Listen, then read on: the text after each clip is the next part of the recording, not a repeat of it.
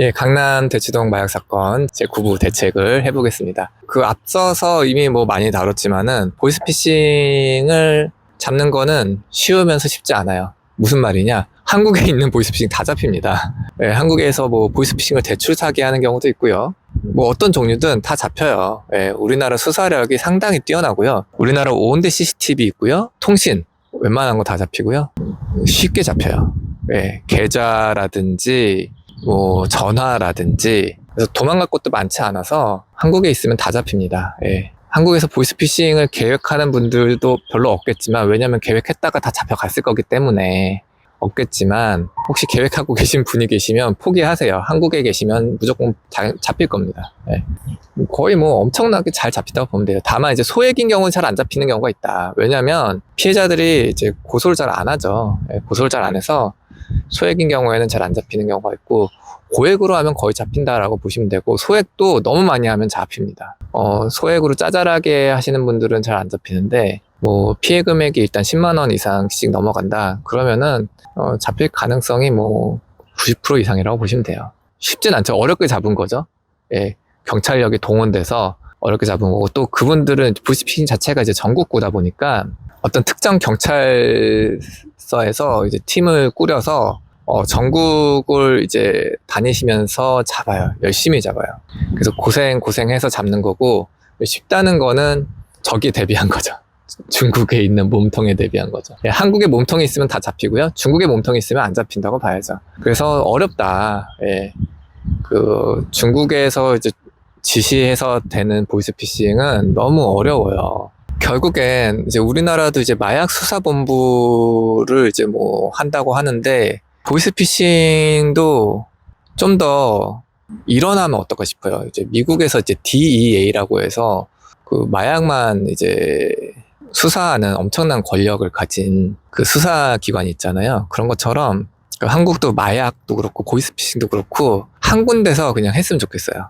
그리고 그 조직을 좀 크게. 왜냐면요, 여러분, 한국이 정말 사기공화국이라고 할 정도로 사기가 어마어마하게 많고, 사기가 잡히는 사기가 있는가 하면은 못 잡는 사기 너무 많아요. 그리고 사기가 종류가 진짜 미친 듯이 많고 정말 머리 잘 써요. 사기도 전담 본부를 꾸려도 되지 않을까 싶을 정도예요. 마약이랑 보이스피싱은 좀 전국 단위의 하나의 청을 꾸리면 어떨까. 마약청, 보이스피싱청 이런 식으로. 그 다음에 여력이 되면 사기청 해가지고 규모 엄청나게 해가지고 사기 유형별로 해가지고 해서 이경찰서 가면은 불기소고 저경찰서 가면 기소고 이런 식으로 안 되고, 좀 유기적으로 해서 사기의 그 형태들도 조금 그분들은 좀 잘 익혀서 이게 사기인지 아닌지 경찰을 갔는데 경찰 긴가민가 하고 있고 이러지 않게, 이런 종류의 사기다 그러면 이런 종류의 사기 이미 있었지, 벌써 몇 번 있었는데 그때는 이렇게 됐어 그러면서 그냥 딱딱딱 처리할 수 있게 이렇게 하면은 좀 좋을 것 같아요.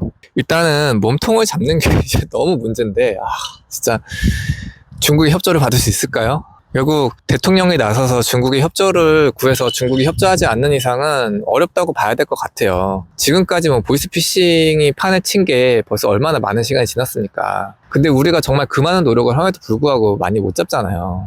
결국에는 중국의 협조가 있어야 되는 부분인 것 같아요. 그래서 우리가 중국에 무엇을 내줄 수 있을까요? 우리가 중국인 범죄자를 중국에 넘겨주는 거? 그걸 해줄 수 있을까요? 뭔가 이제 우리가 중국한테 가는 게 있어요. 중국도 우리한테 오는 게 있을 거잖아요. 그 보이스피싱 범죄자들을 좀 같이 잡아달라 하면은, 중국은 근데 국가 권력이 되게 세잖아요. 공안도 되게 세고 잡을 수 있지 않을까요? 잡을 수 있을 것 같은데, 중국이 나서면. 근데 안 나서잖아요, 중국은. 한국에서 보이스피싱 하는 애들 하나도 안 잡아주잖아요. 근데 중국이 한국에 있는 중국인 범죄자를 잡아주는 것에 대해서 중국이 관심이 없을 것 같은 게 문제죠. 대통령이 나서서 뭔가 외교적으로 풀 수 있으면 좋을 것 같아요. 그래서 중국이 나서줘야 해결되지 않을까, 그런 생각이 듭니다. 참 이게 중국 옆에 있는 나라로서 참 너무 힘든 문제인데, 힘들죠. 그들의 도움 없이는, 그들의 행동 없이는 해결 못하는 게 너무 많은데, 미세먼지도 그들의 도움이 있어야 해결하고, 보이스피싱도 그들의 도움이 있어야 해결을 하는데, 그들은 우리를 도울 마음이 별로 없어 보이고 어떻게 해야 될지 잘 모르겠습니다. 그래서 이거는 중국 부분은 대통령이 좀 나서서 외교적으로 해결해 줬으면 좋겠다라는 것이고요. 이게 두 번째 해결책입니다. 첫 번째는 이제 국가 차원의 청을 만들자. 두 번째는 중국의 협조를 얻어내보자. 세 번째는요, 여러분 아까 말씀드렸듯이 알바 자체도 피싱을 해요. 알바도 낚는 거죠. 그래서 낚이면 이제 여기에 깃털이 되는 거거든요. 낚이지 않게끔 알바 사이트라든가 알바를 구하는 데들을 열심히 모니터링을 하는 거예요. 깃털로 이제 잡힌 다음에 조지는 게 아니라 깃털이 되는 루트를 사실 잘 알잖아요. 우리 이젠 알아요. 알바예요. 알바 사이트들이랑 뭐 이제 그 구인 광고 할 수 있는 그런 신문들, 지역 신문들 이런 거거든요. 그걸 모니터링하고 고액 알바가 있다 그러면은 그것들을 감시하는 거예요. 그렇게 감시를 해주면 많은 부분이 예방될 수 있다고 저는 봐요. 그 감시하는 게 더 좋지 않을까요? 수사기관이 직접 감시하기 어려우면 그거 알바 사이트에 감시 의무를 주든가 아니면 알바 사이트에다가 뭐 요청이라도 해도 되잖아요. 시간당 얼마 이상의 아르바이트다. 이런 거 있으면 신고해라. 라고 하는 거죠. 그리고 우리가 보이스피싱 범죄가 이렇게 난무하고 그 피해자들도 어마어마하고 그런데도 불구하고 홍보를 하는 거 보면은 은행에서밖에 홍보를 잘 안 해요. 은행 뭐 ATM 가면은 뭐 여러분 보이스피싱이 아닌 거 확인하십시오. 뭐 여러분이 직접 하는 거 맞습니까? 누가 시킨 거 아닙니까? 전화한 거 아닙니까? 하면서 은행 가면 그런 거 많이 하잖아요. 은행에서만 할 게 아니라 뭐 학교라든지 그냥 광고로도 좀 많이 해주면 안 될까요? 이런 거 보이스피싱 많다. 보이스피싱 얘가 이런 게 있다. 라고 좀 많이 해주면 안 될까요? 결국 몰라서 당해요. 그리고 순진해서 당해요. 그리고 당하는 사람들은 이제 모르고 순진하고 보다는 놀라서 당해요, 사실은. 왜냐면 당한 사람들 중에서도 이제 사회생활 경험 많고 나이도 있으신 분들도 많거든요. 그러니까 고령만 당하는 게 아니에요. 40대도 당하고 30대도 당하거든요. 급박한 거예요. 그 사람들이 막 구속영장, 뭐 수색영장 막 이런 거 보내요. 보이스피싱 조직들이. 근데 사람들이 이게 정말 허접한 서류거든요. 읽어보면 알아요.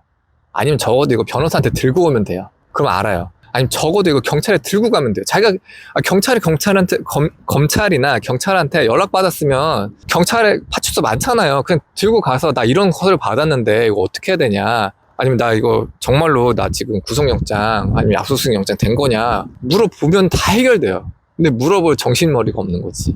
막 놀라니까. 변호사한테 가서 물어보면은 당장 됐고 그냥 전화 끊으세요 하면 되잖아요. 변호사한테 받은 서류 그냥 카톡으로 한번 보내줘도 끝나거든요. 그럼 움직일 필요도 없어요. 그냥 내가 받은 거 그거 카톡이나 이런 걸로 온단 말이에요. 문자 메시지로. 그거 다운받아서 변호사 보여주면 된단 말이에요. 그냥 변호사한테 카톡으로 보내면 변호사가 보고 이거는 어떻고 저건 어떻고 이거는 이래서 진짜고 저건 저래서 가짜고 이렇게 설명해 준단 말이에요. 그럼 상담 한 번이면 끝나요. 진짜. 놀랄수록 변호사를 찾든지 아니면 근처 파출소를 가세요. 공짜잖아요. 파출소 가면. 그러시면은 된다. 이런 거 교육을 해줬으면 좋겠다는 거예요. 내가 입건됐다. 그러면 근처 파출소 가서 내가 입건됐는지 한 번이라도 좀 확인을 해봐라. 내 계좌가 동결됐다. 근처 파출소 가서 한 번이라도 확인해봐라. 왜? 그 사람들이 보여주는 서류가 진짜 겁나게 써있어요. 뭐 검사가 어떻고 당신은 뭐 이걸 거부하면 안 되고 뭐 하면 뭐 구속되고 막 무서워요. 겁나죠. 모르는 사람은 그렇죠. 근데 파출소 들고 가면은 당장 끝나요. 끝. 뭐 이렇게 하면 속지 마라 저렇게 하면 속지 마라. 이런 것도 좋은데 파출소 한번 방문해 달라. 이 사람이 협조하려고 온 사람인데 파출소 가면 뭐 수갑 채우겠어요? 아니잖아요. 그래서 파출소를 가든 변호사랑 상담을 하든 이렇게 홍보해 주시면 좋겠어요. 그래서 여기까지가 대책이다. 근데 이제 좀 욱하는 마음에 영상이 길어졌습니다. 첫 번째, 국가 단위의 청을 만들자. 두 번째, 중국에 부탁 좀 해보자. 외교적으로. 안 그러면 한국인만 피해자, 가해자가 되고 한국인만 너덜너덜해진다. 세 번째, 국가와 알바 사이트에서 알바에 대한 모니터링을 하자. 살짝 비싼 것들 모니터링을 하자. 네 번째, 홍보를 좀 하자. 들고 파출소 가게, 들고 변호사한테 가게 홍보 좀 하자. 여러분 가까운 곳에 파출소가 있습니다. 가주세요. 전화 오면. 예, 이렇게 마치겠습니다.